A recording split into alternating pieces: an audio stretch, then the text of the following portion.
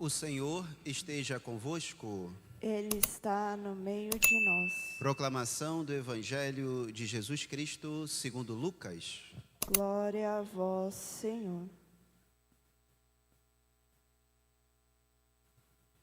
No 6º mês, o anjo Gabriel foi enviado por Deus a uma cidade da Galiléia chamada Nazaré, a uma virgem prometida em casamento a um homem chamado José.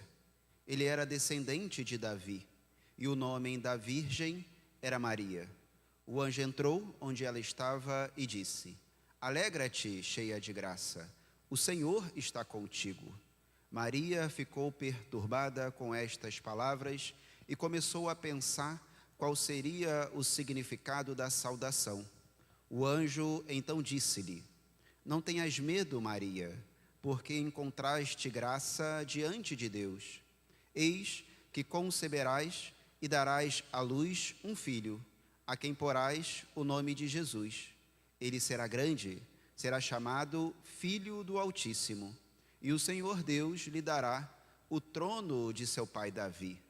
Ele reinará para sempre sobre os descendentes de Jacó, e o seu reino não terá fim. Maria perguntou ao anjo: Como acontecerá isso, se eu não conheço homem algum? O anjo respondeu: O Espírito virá sobre ti, e o poder do Altíssimo te cobrirá com sua sombra. Por isso, o menino que vai nascer será chamado Santo, Filho de Deus. Também Isabel, tua parenta, concebeu um filho na velhice. Este já é o 6º mês daquela que era considerada estéril, porque para Deus nada é impossível. Maria então disse: Eis aqui a serva do Senhor, faça-se em mim segundo a tua palavra. E o anjo retirou-se. Palavra da salvação. Glória a vós, Senhor. Podemos sentar. Vamos iniciar esta reflexão para esta sexta-feira da 3ª semana do Advento, né? 20 de dezembro. Nós estamos vivenciando por esses dias, a liturgia, né, está nos propondo uma vivência por estes dias da chegada do menino, né, da chegada de Jesus Cristo. E nos propõe uma imersão nesta aceitação, nessa acolhida da palavra de Deus, para que possamos acolher esta palavra que começa a ser propagada com a chegada do menino e que não tenhamos dúvidas em aceitá-la, seguir este menino que começa a falar para nós a partir do Natal, a partir da sua chegada. E nós estamos olhando na liturgia sempre uma profecia que fala sobre isso e estamos observando no Evangelho sempre a profecia se concretizando. Nós estamos observando isso, acho que já esta semana por inteira, e até a brevidade do dia 24, nós estaremos observando esse contexto para a liturgia, uma profecia e a concretização da profecia, para que não reste dúvidas, nem teológicas, né? Para quem questiona tanto assim a palavra de Deus, não reste dúvidas teológicas, e também para aqueles que não têm tanto questionamentos teológicos, né, tantos questionamentos por sabedoria da palavra, mas por, de fato, não se incluir nesta profecia. Por, de fato, muitas vezes nós não nos incluímos no povo eleito que Jesus vai anunciar. Nós não nos incluímos no plano de salvação que também é anunciado por Jesus Cristo. Então, para que toda esta aceitação em nossos corações seja breve, o quanto antes, nós estamos observando no preparo para a chegada do menino esse contexto de profecia e concretização da profecia. Bem, o Evangelho de hoje coloca o anúncio à Nossa Senhora, né? O anjo apareceu a Nossa Senhora, exclamou a ela que ela é cheia de graça, falou para ela que ela é cheia de graça e que ela conceberá segundo a ação do Espírito Santo, né? E justamente a profecia que é feita na primeira leitura. O questionamento que vai trazer para nós no dia de hoje, para refletirmos, para que possamos ter essa aceitação que eu citei na introdução, né? Que essa aceitação venha aos nossos corações, é refletir sobre como Maria recebeu este anúncio e como ela aceitou a missão que era proposta a ela, e ela não teve medo, não teve dúvidas, não teve um questionamento breve, que é fonte para a gente refletir no dia de hoje, mas que esse questionamento foi por um contexto que também queremos refletir a partir de agora, e que logo se sanou, logo acabou-se os questionamentos, as dúvidas, e ela seguiu, segundo o anjo anunciou, segundo a vontade de Deus para a sua vida.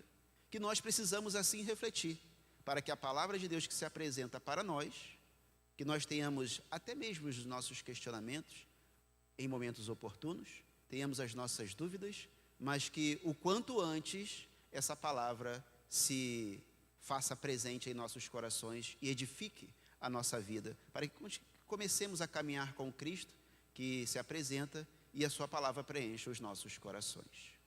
Então vamos refletir sobre esses momentos, sobre esses questionamentos breve, esse questionamento breve que Maria teve, né? Porque o anjo anuncia que ela irá conceber e ela, mas como isso acontecerá se eu não conheço homem algum? Esse questionamento de Maria é comum para nós num início de caminhada. Aí, para esse entendimento, eu vou voltar no evangelho de ontem, creio que todos observaram o evangelho de ontem, foi o anúncio a Zacarias sobre o nascimento de São João Batista, onde o anjo também anuncia a Zacarias que a sua esposa iria conceber. Todos observaram a liturgia de ontem?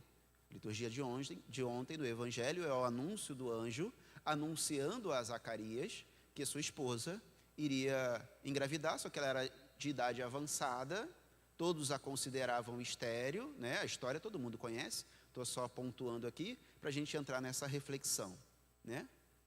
Só que Zacarias foi punido quando ele questionou, certo? Todo mundo lembra? Ele ficou o quê? Ficou mudo, até quando João nascesse, né? João nasceu, e quando chegou a hora de ele pronunciar o nome de João, né? O nome do filho, que ele pronunciou, o seu nome será João, aí a sua boca se soltou e ele recuperou a fala, né? Deixou a mudez para trás, deixou as dificuldades, né? Teologicamente falando, para trás, e abraçou aí a palavra de Deus. Então, Zacarias foi punido porque questionou. E Maria também questiona. Só que Maria recebe a graça. Não é verdade? No evangelho de hoje, o anjo anuncia e Maria questiona. Mas como se dará isso se eu não conheço homem algum? Qual é a diferença para o questionamento de Zacarias, que recebe uma punição, para o questionamento de Maria, que recebe uma graça? Nós temos algumas vertentes teológicas para nos explicar isso. A primeira, né? Um primeiro raciocínio, né, teológico para isso. Maria era muito jovem, aí a gente pode entrar para o nosso início de caminhada, pouco conheço, apesar de que Maria entra para o templo para estudar a palavra de Deus, muito novinha, lá pelos 5, 6 anos de idade. Então, ela era muito nova, mas ela tinha uma certa caminhada. Mas a incompreensão para ela ainda era aceitável. Zacarias era de idade avançada, caminhada, ele era sacerdote do templo, e ele já esperava o Messias. Percebe algumas diferenças aí sobre Zacarias e Nossa Senhora? O Zacarias, ele já tinha uma caminhada longa, ele já tinha um estudo avançado da palavra de Deus, ele já esperava o Messias, ele já esperava o milagre, ele já sabia que o Deus que ele seguia era todo poderoso, ele já tinha todo esse contexto forte em seu coração. E os dois se perturbaram quando receberam um anúncio. Todo mundo percebe isso também? Lembra de ontem e percebeu no evangelho de hoje? Zacarias, quando vê o anjo e ele anuncia, se perturba. Maria, quando recebe a visão do anjo e ele anuncia, ela também se perturba. Só que Zacarias é tomado pelo medo e se limita diante da ação de Deus em sua vida. Ele, entre aspas, trava. Maria questiona, se perturba, mas quando o anjo anuncia toda a graça para ela, qual é a ação de Maria? Faça-se em mim segundo a tua vontade. É a grande diferença. Então, apesar de pouca caminhada, apesar de um conhecimento já generoso, por ela estar estudando já um bom tempo no templo, mas ela era muito jovem, e nada disso impediu de Maria de entregar a sua vida e o seu coração à palavra que se anunciava para ela.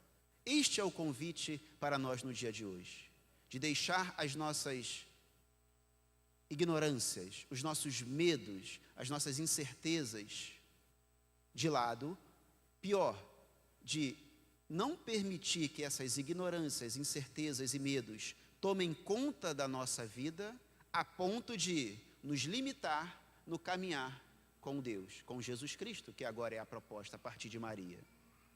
A exemplo de Maria, a nossa fé precisa ser grandiosa, a nossa fé precisa ser pronta. O medo pode existir, porque medo ninguém domina, mas enfrentar o medo é próprio dos cristãos. Aceitar a palavra de Deus, independente do que vá acontecer dali para frente, é próprio dos cristãos. Então abrace essa palavra, abrace essa missão. Este é o convite para o dia de hoje. A exemplo de Maria, reconhecer que eu não conheço tanto assim, pode até ser que seja, né? Nós temos católicos praticantes que têm um conhecimento gigantesco da palavra de Deus, teológico, filosófico, mariano e por aí vai. Mas a grande maioria não chega a um nível tanto assim, né? Então, mesmo com este meu conhecimento ainda não tão avançado, eu vou abraçar a fé, eu vou abraçar a palavra que se propõe diante de mim. Deus quer estar em nossas vidas. Deus quer estar em nossos corações. Por isso Ele enviou o Seu Filho único para salvar a humanidade, para recuperar a humanidade, para que tenhamos acesso à vida eterna novamente. Nós estamos observando isso no Evangelho de hoje, o anúncio da chegada deste Salvador, que é porta, né? Como nós dissemos na antífona de entrada, rebento de Jessé.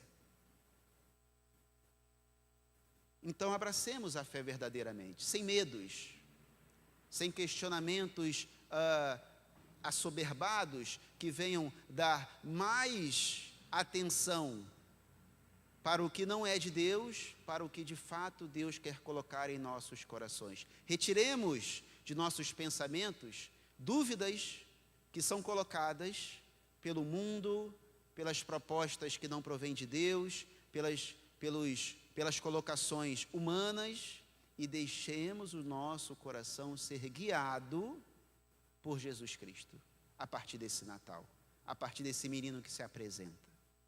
Abramos os nossos corações a esta palavra. Essa palavra é capaz de guiar as nossas vidas, é capaz de colocar o nosso caminho de salvação a portas abertas, né? A porta é estreita, mas está aberta. Que nós possamos, então, reconhecê-la e vivenciá-la de maneira como Maria nos apresenta no Evangelho de hoje, e que Maria nos apresenta com sua vida, com o seu testemunho. Louvado seja nosso Senhor Jesus Cristo. Para sempre seja louvado.